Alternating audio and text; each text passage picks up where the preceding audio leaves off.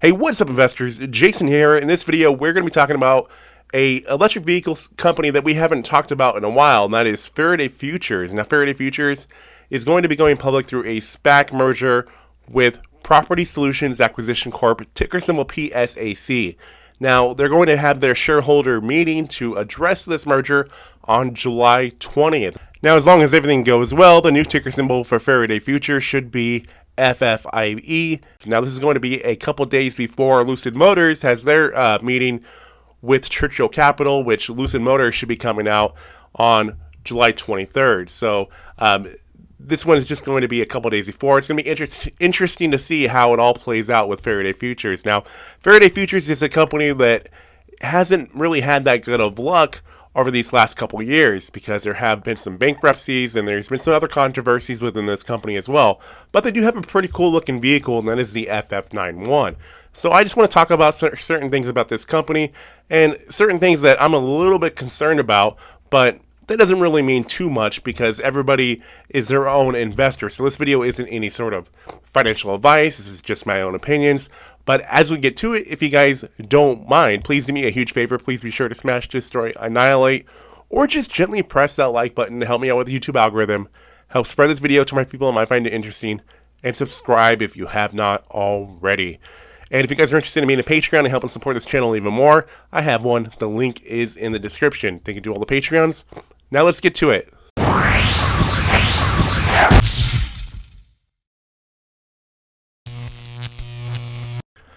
So this is PSAC stock over these last 30 days. Now, recently, we can see that the stock has really started flying.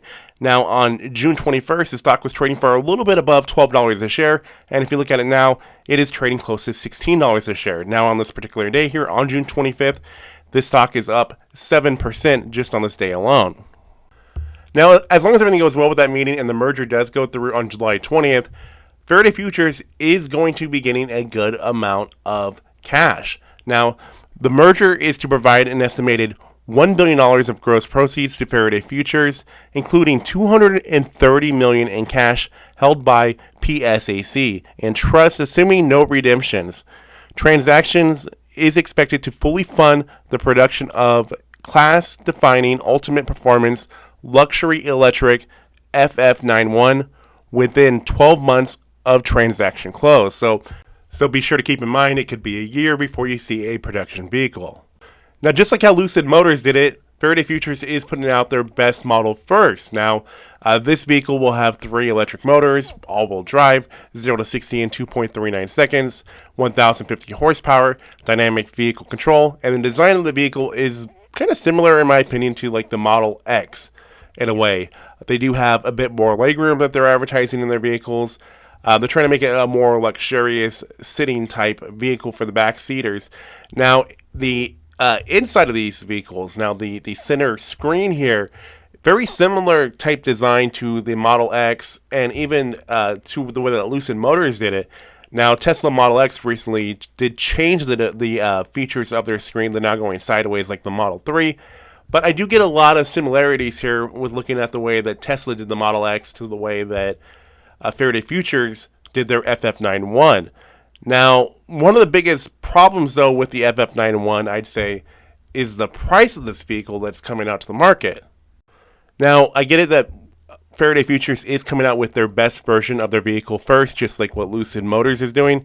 And this is expected to come out in the first quarter of 2022. Now, the target price of this vehicle is estimated at $180,000. Now, in my opinion, that's a bit much in comparison to like the Tesla Model X Plaid Edition, which has a price of $113,000. But then at the same time, if you look at who they're trying to compete with, they're trying to compete with Bentley, Lamborghini, Ferrari.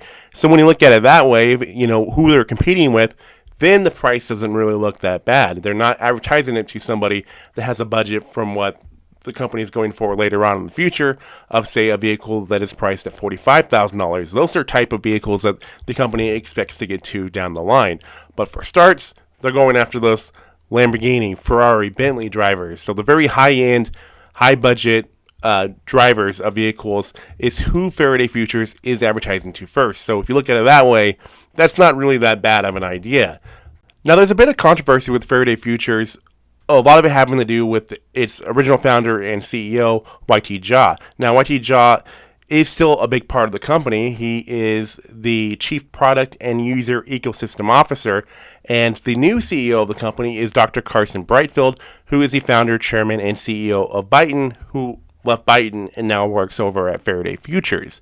Now, what is the big controversies with Jai is, and that is the way that he handled the financials of Faraday Futures, as well as other businesses that he owned. From what it sounds like is that he moved money around throughout his empire, and this is all information that has been coming to light as the company is going public, and this information has to come out through S4 filings. And Jia also did end up having to file bankruptcy, which also creates a bit of a more kind of flags raised here. Now, LaView Mobile, a LeCo-related company, loaned $67 million to Faraday Futures in 2018. Lisi, meanwhile, borrowed nearly $30 million from a Chinese entity controlled by Jia that also was a beneficial owner of Faraday Futures Hong Kong subsidiary. In 2017, Faraday Futures borrowed nearly $9 million from a small bank that Jia owned in China. Faraday Futures also borrowed multiple times from an unnamed employee, starting in 2017 and running through 2020, ranging from as low as $700,000 and as high as multiple millions. In one case, Faraday Futures says it borrowed $16 million from a company owned by an employee. Jia's bankruptcy filings also shed light on some of these loans in 2020, including the $16 million one, which was actually originally funded by the company's Global Partners Committee, which was first passed through a Delaware LLC, whose president is Faraday Futures' head of investor relations. Now, Jia is banned for life from the securities market in China for fraud committed at Li Echo. Faraday Futures also says in the S4 that its subsidiaries in China, many of them Li Echo related, are involved in around 90 legal disputes. So just some flags there that are raised about Faraday Futures, as well as the fact that the company had $1 million in the bank at the end of 2020.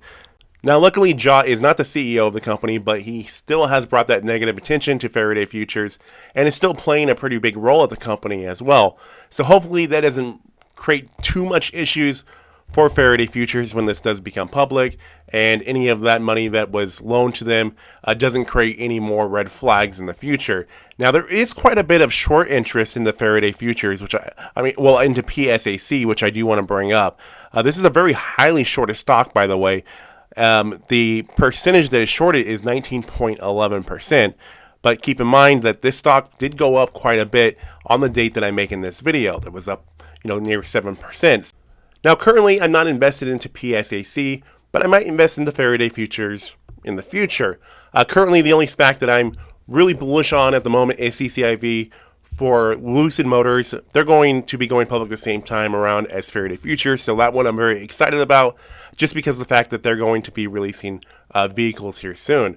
But as far as everything about Faraday Futures, I think the vehicle itself, the FF91, is a really cool vehicle. I like that they're going for that market, of that luxurious market, saying that they're a vehicle that's going to be competing with companies like Bentley, Lamborghini, Ferrari. That's all cool stuff right there. But I'd have to probably see more about this company in the future to really understand if it's something that I want to get behind and invest into. Just because there's so many different EV stocks out there, I have to kind of pick and choose. But still, I'd like to hear from people that are invested in the PSAC. I'd like to hear what your opinions are. Please do let me know in the comments section. So with that being said, please like, share, comment, and subscribe. New videos coming out on my channel all the time.